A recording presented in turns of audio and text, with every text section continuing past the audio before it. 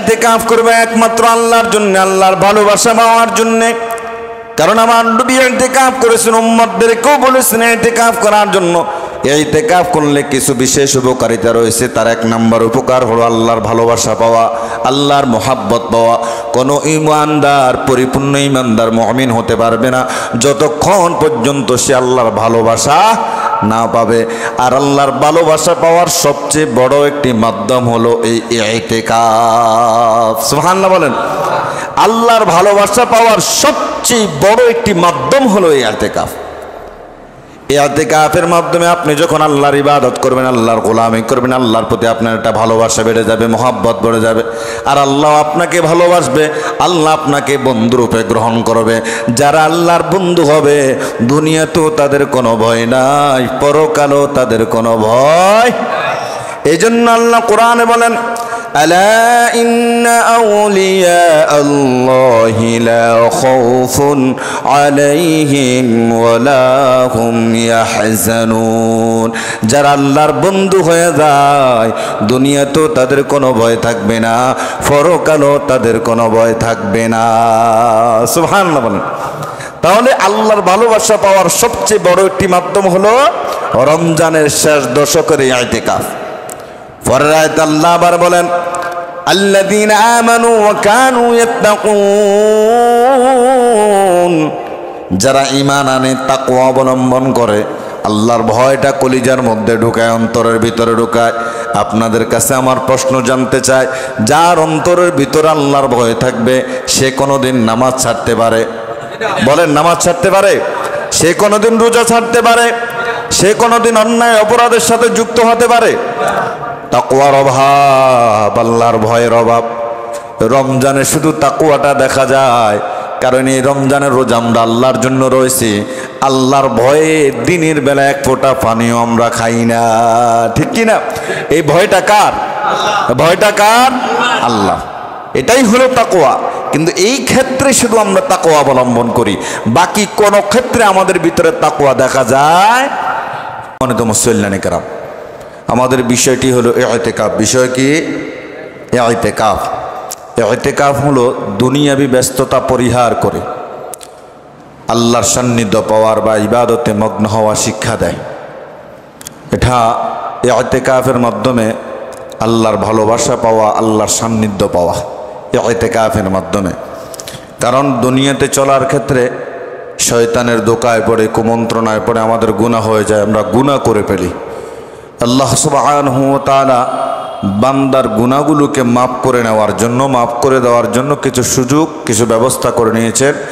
আর এর সবচেয়ে বড় একটি সুযোগ হলো রমজানের শেষ দশকের এই ইতিকাফ। ইতিকাফ সবচেয়ে বড় সুযোগ নিজেদের গুনাহগুলো আল্লাহর কাছ থেকে ক্ষমা করে নেওয়ার। ইতিকাফ সবচেয়ে বড় একটি সুযোগ নিজের গুনাহগুলো আল্লাহর কাছ থেকে ক্ষমা করে নেওয়ার। আমরা যদি ইতিকাফের পারিভাষিক সংজ্ঞাটা দেখি, যে ইতিকাফ হলো নিজেকে মসজিদে কোরআন তেলাওয়াত ইবাদতে আবদ্ধ রাখাকে ইতিকাফ বলে। এখন আমরা ইতিকাফে আসলাম, ৬-৭ জন মিলে ইতিকাফে আসলাম, ৩ জন মিলে দুনিয়াবি কথা বললাম মসজিদের ভিতরে বসে বসে, আমার ইতিকাফ হবে? বলেন, ইতিকাফ হবে? এমন অনেক আল্লাহর বান্দাদেরকে আমরা দেখেছি মসজিদে ইতিকাফ করতে আসে, দুনিয়াবি কথা, বাড়ির কথা, সমাজের কথা, দোকানপাটের কথা, এলাকার কথা বসে বসে বলতে থাকে না? মনে রাখবেন, ইতিকাফ হবে একমাত্র আল্লাহর জন্য। কার জন্যে? আল্লাহর জন্য। এই সময়টা ব্যয় হবে আল্লাহর জন্য, আল্লাহর ইবাদত করতে, কোরআন তেলাওয়াত করতে। এখানে এসে আপনি এখানে আসবেন আর দুনিয়াবি কথা বলবেন। এমনিতেও মসজিদের দুনিয়াবি কথা বলা কি? মসজিদের দুনিয়াবি কথা বলা কি নিষেধ না শুধু হারাম? নিষেধ না শুধু হারাম। আপনি ইতিকাফে বসবেন, এখানে বসে বাড়ির কথা, সমাজের কথা, পাড়ার কথা, মহল্লার কথা, এলাকার কথা বলবেন, তো আপনার ইতিকাফ তো হবে না। আপনি যখনই সুযোগ পাবেন তখনই আল্লাহর ইবাদত করবেন, যখনই সুযোগ পাবেন তখনই কোরআন তেলাওয়াত করবেন, যখনই সুযোগ পাবেন তখনই তাসবিহ তাহলিল পড়বেন।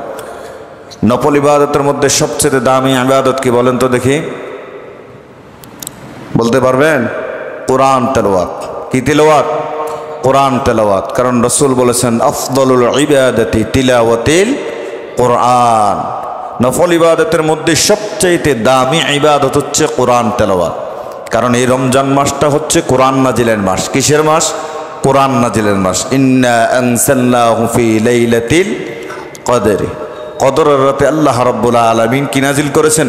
কোরআন নাজিল করেছেন। আপনি দেখেন ধারাবাহিকভাবে এই রমজান মাস কোরআন নাজিল মাস, এই রমজান মাস লাইলাতুল কদরের মাস, এই রমজান মাস রহমতের মাস, গুনাহ মাফের মাস, তাওবার মাস। সুবহানাল্লাহ বলবেন না? এমনিতে তো কোরআন পড়লে একটা অক্ষরে কত নাকি? সকলের মুখস্থ থাকা দরকার না, কতবার বলেছি আমরা, এক অক্ষরে কত নাকি বলেন সবাই? 10 নাকি। আপনি কোরআনটা খুলবেন, এটার দিকে তাকায়া থাকবেন, সওয়াব দিবেন কে? আর একটা অক্ষরে যদি পড়তে পারেন, এক অক্ষরে 10 নাকি, আমল নামায় সওয়াব দিবেন কে? সুবহানাল্লাহ বিহামদিহি সুবহানাল্লাহিল আযীম। দুনিয়াতে একটা বই আমার আপনারা দেখাতে পারবেন যে হুজুর এই বইটা পড়লে সওয়াব আছে? পারবেন না। কিন্তু কোরআনটা এটা ধরলে সওয়াব, চুমু খাইলে সওয়াব, পড়লে সওয়াব। কেউ পড়তে আছে, আপনি পড়তে জানেন না, পাশে বসে থেকে শুনলেও সওয়াব। সুতরাং ইতিকাফে বসে তাসবিহ তাহলিল করবেন, নফল সালাত পড়বেন।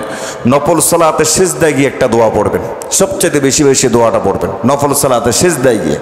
আল্লাহুম্মা ইন্নী আউযু বিকা মিন আযাবিল কবর ওয়া আউযু বিকা মিন আযাবি জাহান্নাম ওয়া আউযু বিকা মিন ফিতনাতিল মাহইয়া ওয়াল মামাত ওয়া আউযু বিকা মিন ফিতনাতিল মাসিহিদ দাজ্জাল। আল্লাহ কবর আযাব থেকে রক্ষা করো, জাহান্নামের আগুন থেকে রক্ষা করো, দুনিয়ার ফিতনা থেকে রক্ষা করো, দাজ্জালের আযাব থেকে, দাজ্জালের কুসংস্কার থেকে আমাদেরকে রক্ষা করো। এই দোয়াটি নফল সালাতের মধ্যে সিজদায় গিয়ে বেশি বেশি পড়বেন। কারণ আমরা সবাই চাই কবর আযাব থেকে মুক্ত থাকতে, চাই না? সবাই বলেন চাই না? জাহান্নামের আযাব থেকে মুক্ত থাকতে চাই না? দাজ্জালের ফিতনা থেকে মুক্ত থাকতে চাই না? দুনিয়ার ফিতনা থেকে, সব কিছু থেকে আমরা মুক্ত থাকতে চাই, কিন্তু আমরা করতে চাই না। আমলগুলো আমরা কি চাই না? করতে চাই না। আল্লাহ আমাদেরকে বেশি বেশি করে করার তৌফিক দান করুক। পড়ে নিয়ে আমিন। ইতিকাফ এটা একটা প্রাচীনতম আমল। এটা শুধু বিশ্বনবীর উম্মতের জন্য নয়, এটা আগেকার নবীর উম্মতের জন্য ইতিকাফের সিস্টেমটা ছিল। কোরআনুল কারিমে, পুরা কোরআনুল কারিমে 2টি আয়াতে ইতিকাফের কথা এসেছে। আল্লাহ রাব্বুল আলামিন বলেন, ওয়াহিদিনা ইলা ইব্রাহিম ওয়া ইসমাঈল আন তাহহিরা বাইতিয়া লিত-তাইফিনা ওয়াল আকিফিনা ওয়ার রুকআইস সুজুদ। রব্বুল আলামিন বলেন, আমি ইব্রাহিম এবং ইসমাঈল আলাইহিস সালাতু ওয়াস সালামকে নির্দেশ দিয়েছি এই মর্মে যে তোমরা আমার ঘরটাকে, আমার কাবাটাকে পবিত্র রাখো। কারণ এখানে যারা অবস্থান করবে, যারা রুকু করবে, যারা সিজদা করবে তাদের জন্য। তাহলে আয়াত থেকে বোঝা গেল এখানে যারা অবস্থান করবে, রমজানের শেষ দশকে যারা ইতিকাফ করবে তাদের জন্য আমার এই পবিত্র জায়গাটাকে তোমরা কি রাখো? পবিত্র রাখো। কি রাখো? পবিত্র রাখো।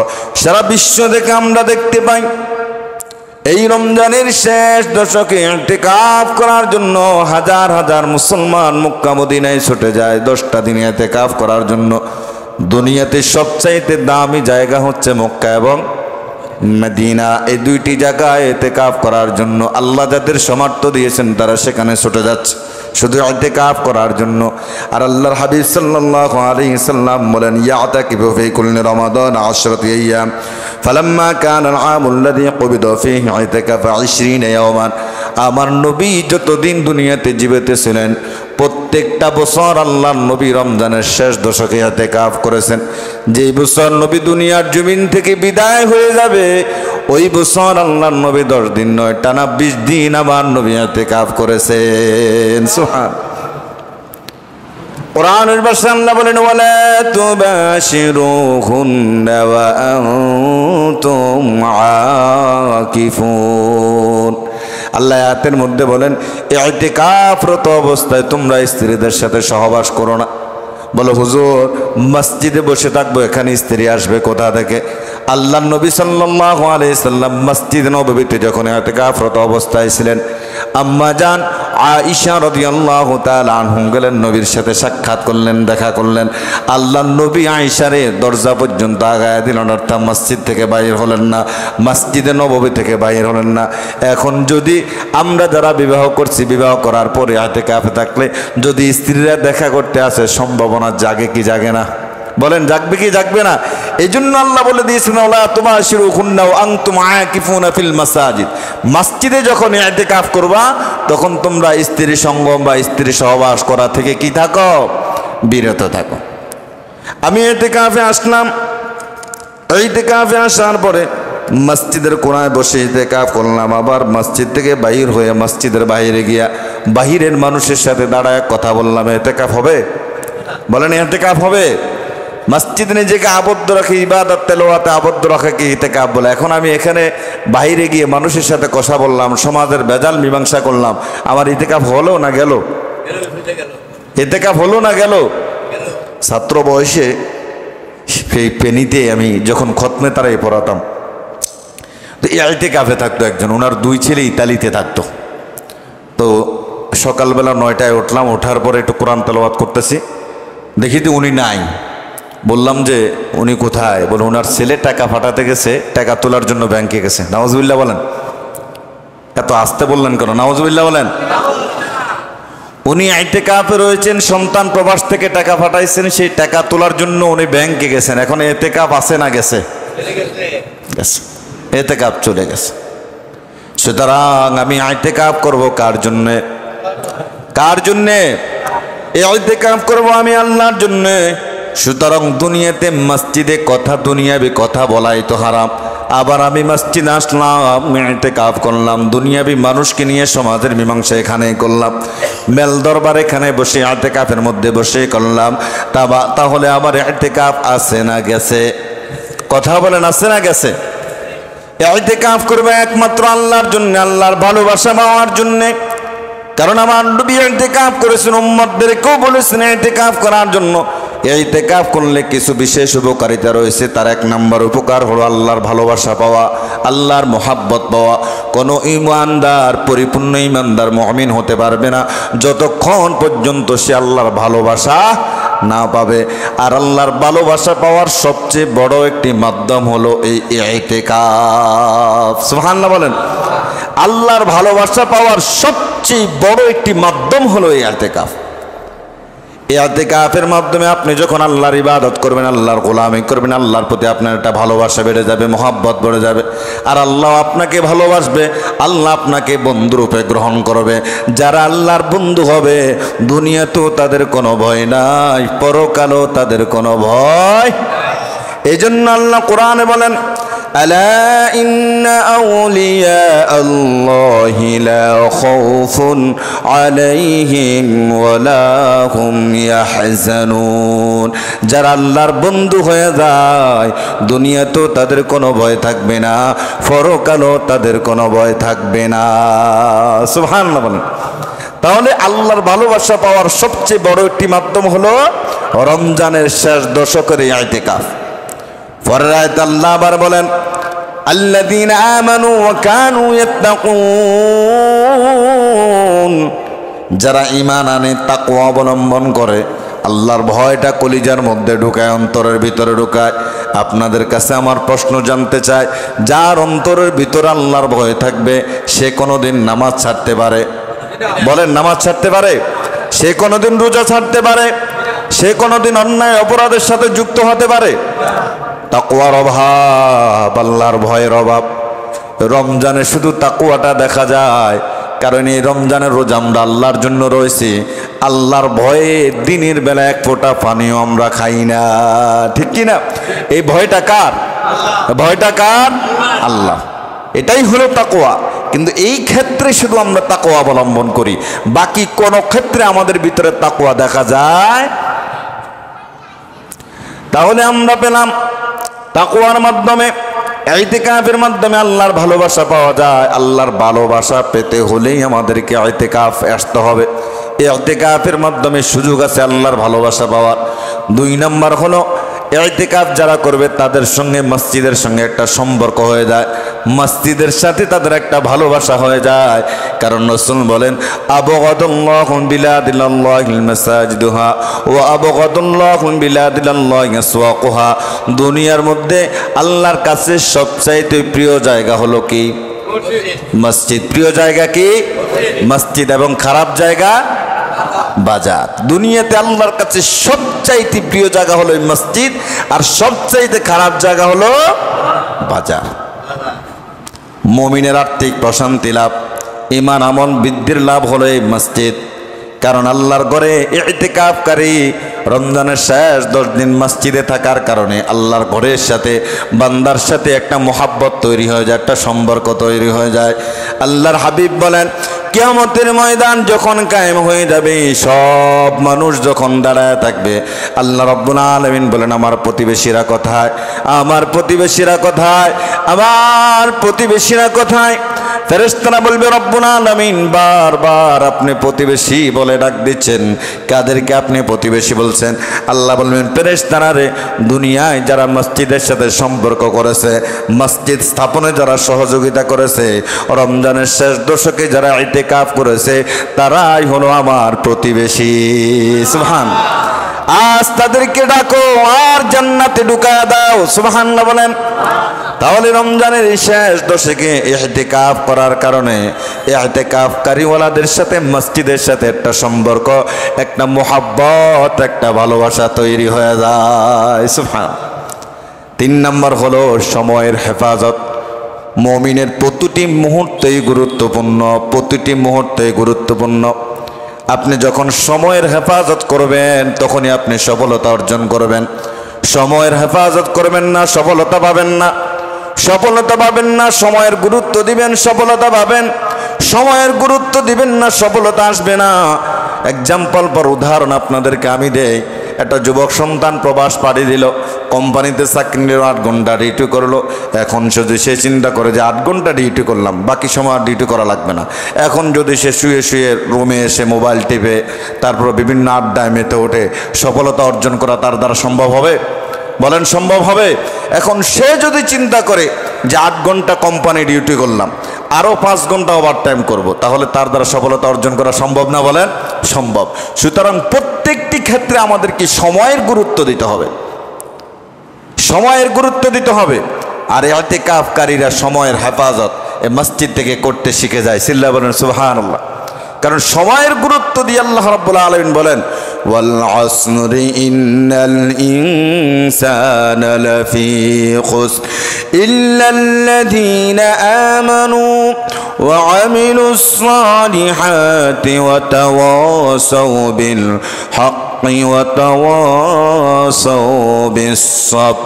আল্লাহ রাব্বুল আলামিন বলেন, ওয়াল আসর, সময়ের কসম, ইন্নাল ইনসানা লাফি খুসর, প্রত্যেকটি মানুষ ক্ষতিগ্রস্তের মধ্যে আছে। বলেছেন কে? ইন্নাল ইনসানা, নিশ্চয়ই প্রত্যেকটি মানুষ ক্ষতিগ্রস্তের মধ্যে আছে। ইল্লাল্লাযীনা, তবে তারা ছাড়া। আমরা বললাম আল্লাহ কারা ছাড়া?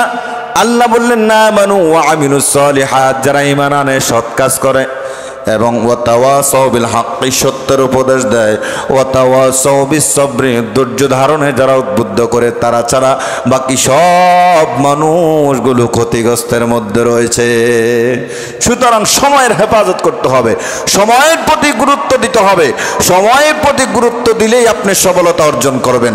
সময়ের প্রতি গুরুত্ব না দিলে কখনো আপনার পক্ষে সফলতা অর্জন করা সম্ভব। তাহলে আমরা পেয়ে গেলাম ইতিকাফের মাধ্যমে সময়ের গুরুত্ব বা সময়ের হেফাজত করা হয়। 4 নম্বর হলো গুনাহ থেকে বেঁচে থাকা যায়। গুনাহ থেকে কি থাকা যায়? বেঁচে থাকা যায়। ইতিকাফের কারণে গুনাহ থেকে বেঁচে থাকা যায়। বাহিরে থাকার কারণে গুনাহের পরিবেশ থাকায়, পাপের অনুকূল পরিবেশ, তারপরে অসৎ সঙ্গ, শয়তানের কুমন্ত্রণায় পড়ে আমাদের গুনাহ হয়ে যায়। কিন্তু ইতিকাফের কারণে সৎ মানুষ, সৎ সঙ্গী, শয়তানের প্ররোচনা না থাকার কারণে বেশি একটা গুনাহ হয়ে ওঠে না। এজন্য আল্লাহর হাবিব বলেছেন, যখন বন্ধু বানাবা সৎ মানুষকে বন্ধু বানাও, আর যখন খাওয়ার খাওয়াবা পরহেজগার মানুষকে তোমার খাবার খাওয়াও, সৎ মানুষকে সঙ্গী বানাও। এজন্য একজন কবি বলেছেন, সৎ সঙ্গে স্বর্গবাস, অসৎ সঙ্গে সর্বনাশ। সৎ মানুষকে সাথী বানাও, সৎ মানুষকে যখন বন্ধু বানাবা, সৎ মানুষকে যখন সাথী বানাবা, এই সৎ মানুষ তোমাকে জান্নাত পর্যন্ত নিয়ে যাবে। আর অসৎ মানুষকে যখন তুমি সাথী বানাবা, বন্ধু বানাবা, এই অসৎ মানুষ তোমাকে জাহান্নামে নিয়ে যাবে। ঠিক কিনা? একজন অসৎ মানুষ তোমাকে চাঁদাবাজি শিখাবে, টেন্ডারবাজি শিখাবে, মানুষকে হত্যা করা শিখাবে। আর একজন সৎ মানুষ যখন তোমার বন্ধু হবে, সে কখনো তোমাকে চাঁদাবাজি শিখাবে না, টেন্ডারবাজি শিখাবে না, সে কখনো মানুষ হত্যা করা শিখাবে না। এই জন্য তুমি সৎ মানুষকে সাথী বানায় নাও, যে সৎ মানুষ তোমাকে জান্নাত পর্যন্ত নিয়ে যেতে পারে। তাহলে আমরা বন্ধু বানাবো কাকে? বলেন, বন্ধু বানাবো কাকে? সৎ মানুষকে। সৎ মানুষকে আমাদের সাথী বানাবো। আর আমাদের খাওয়াবো পরহেজগার মানুষকে, কোনো বেনামাজিকে নয়, কোনো বেরোজদারিকে নয়। মনে থাকবে কথা? মনে থাকবে কথা? আল্লাহ কবুল করো, আমিন বলেন। তারপর হলো অধিক আমল করার, অধিক ইবাদত করার সুযোগ থাকে ইতিকাফের মধ্যে। রমজানের শেষ দশক যখন আসলেন, আল্লাহর নবী সাল্লাল্লাহু আলাইহি সাল্লাম রমজানের শেষ দশকে আমল করার জন্য, ইবাদত করার জন্য কোমরের মধ্যে গামছা বেঁধে নেমে যেতেন। কোমরের মধ্যে গামছা বেঁধে নেমে যেতেন মানে হলো, আম্মা জান আয়েশা রাদিয়াল্লাহু তাআলা আনহা বলেন, রমজানের শেষ দশক যখন আসতো, আল্লাহর নবী সাল্লাল্লাহু আলাইহি সাল্লাম এই রমজানের শেষ দশকে এত ইবাদত করতেন, এত পরিশ্রম করতেন, অন্য কোন সময় আল্লাহর নবী এত পরিশ্রম করে না। সুবহানাল্লাহ। আমি মসজিদে আসলাম ইতিকাফ করার জন্য, শুধু শুয়ে থাকবো, ঘুমায় থাকবো, আর খাবো, শুয়ে থাকবো, এটা করলে কি আমার ইতিকাফের হক আদায় হবে? আল্লাহর নবী সাল্লাল্লাহু আলাইহি সাল্লাম সময় কাটাইছেন ইবাদতে, আমলে, কোরআন তেলাওয়াতে। এখন আমি আসলাম, একেবারে ঘুম দিলাম, উঠলাম 12টা আজানের আগে, আবার জোহরের নামাজ পড়ে ঘুমালাম, উঠলাম একেবারে আসরের আগে, আবার মাগরিব পড়ে ঘুমালাম, উঠলাম এশারের নামাজের আগে। এভাবে যদি ঘুমায়া কাটায় দেয়, তাহলে এটা কি ইতিকাফ হবে না? ইবাদতের ইতিকাফ হবে না, ঘুমের ইতিকাফ। ঘুমের ইতিকাফ মানে বিশ্রাম নেওয়ার জন্য মসজিদে আসলাম, মানে ঘুমের জন্য, একটু ঘুমায়া থাকার জন্য মসজিদে আসলেন, এটা হলো ঘুমের ইতিকাফ। এটা কিসের ইতিকাফ? ঘুমের ইতিকাফ। এই ঘুমের ইতিকাফ থেকে আল্লাহ আমাদেরকে হেফাজত করো, আমিন বলেন। তারপর হলো লাইলাতুল কদর অন্বেষণ করা। এই লাইলাতুল কদর তালাশ করার জন্য আল্লাহর নবী সাল্লাল্লাহু আলাইহি সাল্লামের রমজানের প্রথম দশকে ইতিকাফ করেছেন, দ্বিতীয় দশকে ইতিকাফ করেছেন, তৃতীয় দশক যখন ইতিকাফ করেছেন, আল্লাহ রাব্বুল আলামিন জিবরাইল আলাইহিস সালাতু ওয়াস সালামের মাধ্যমে জানায় দিলেন যে, ইয়া রাসূলুল্লাহ, রমজানের শেষ দশকে লাইলাতুল কদর রয়েছে, তবে লাইলাতুল কদর রয়েছে বেজর রাত্রিগুলোতে। এই বেজর রাত্রিগুলোতে আপনি লাইলাতুল কদর তালাশ করেন। 21, 23, 25, 27, 29 এই বেজর রাত্রিগুলোতে আপনি লাইলাতুল কদর তালাশ করেন। শুধু 27 তারিখের জন্য বসে থাকলে চলবে না, বেজর রাত্রিগুলোতেও আমরাও ইবাদত করার চেষ্টা করব। আল্লাহ কবুল করো, আমিন বলেন। তারপরে ইতিকাফ যারা করবেন তাদের জন্য 5টি পুরস্কার রয়েছে। কয়টি পুরস্কার? 5টি পুরস্কার। 1 নম্বর পুরস্কার, এই রমজানের শেষ দশক যারা আল্লাহকে খুশি করার জন্য, আল্লাহর কল্যাণ পাওয়ার জন্য রমজানের শেষ দশকে ইতিকাফ করবেন, আল্লাহর হাবিব সাল্লাল্লাহু আলাইহি সাল্লাম বলেন, ওই ইতিকাফকারীর থেকে আল্লাহ রাব্বুল আলামিন জাহান্নামটাকে 3 খন্দক দূরে সরায় দেন। সুবহানাল্লাহ। 3 খন্দক মানে হলো, 1 খন্দকের উদাহরণ আল্লাহর নবী দিয়েছেন এভাবে, এই জমিন থেকে আসমান পর্যন্ত যতটুকুন দূরত্ব, 1 খন্দক দূরত্ব এতটুকুন। সুবহানাল্লাহ বলেন। এভাবে 3 খন্দক দূরে জাহান্নামটাকে সরায় দেবে। দুনিয়ার মানুষ আমরা সবাই চাই জাহান্নাম থেকে বাঁচতে, সবাই চাই না? বলেন, সবাই চাই না? সবাই চাই। তাহলে আমরা বুঝলাম 1 নম্বর পুরস্কার হলো ইতিকাফকারীদের জন্য আল্লাহ রাব্বুল আলামিন জাহান্নামটাকে তার কাছ থেকে 3 খন্দক দূরে সরায় দিবেন। সুবহানাল্লাহ বলেন। 2 নম্বর পুরস্কার, আল্লাহ রাব্বুল আলামিনের হাবিব বলেন, যারা আল্লাহর সন্তুষ্টির জন্য রমজানের শেষ দশকে ইতিকাফ করবেন, আল্লাহ রাব্বুল আলামিন তার আমলনামায় 2টা কবুল হজ, 2টা কবুল উমরা হজের সওয়াব আল্লাহ রাব্বুল আলামিন তার আমলনামায় দান করে দেবে। সুবহানাল্লাহ বলে আপনারা মনে অসন্তুষ্ট হলেন, আরো বেশি দিলেও। 2টা কবুল হজ এবং 2টা কবুল উমরা হজের সওয়াব।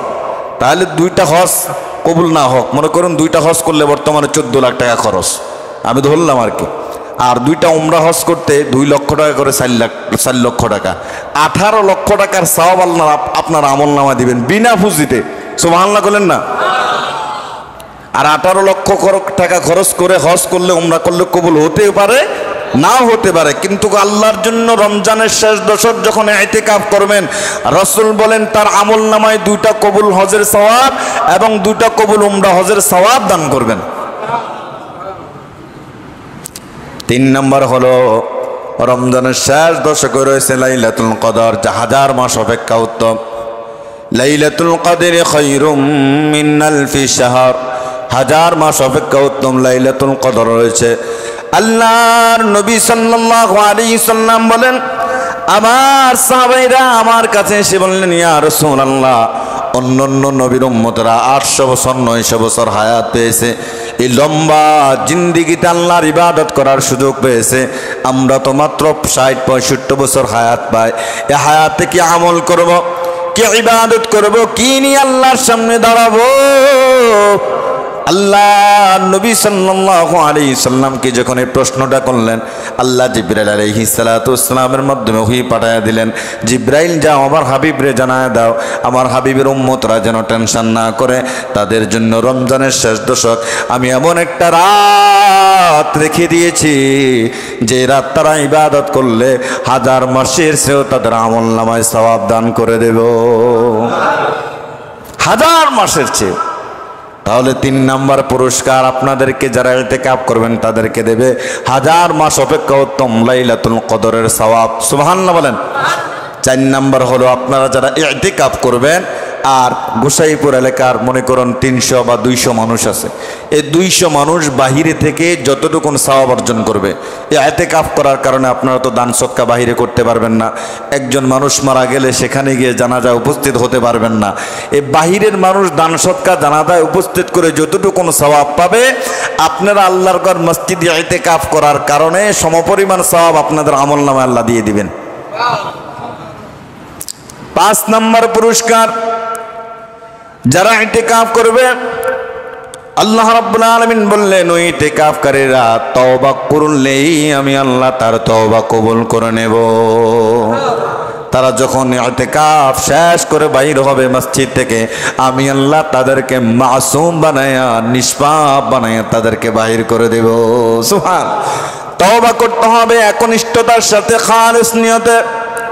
আল্লাহ বলেন, ইয়া আইয়ুহাল্লাযীনা আমানু তুবু ইলাল্লাহি তাওবাতান নাসুহা আসা রাব্বুকুম আন ইউকাফিরা আনকুম সাইয়্যাতিকুম ওয়া ইউদখিলুকুম জান্নাতিন তাজরি মিন তাহতিহাল আনহার।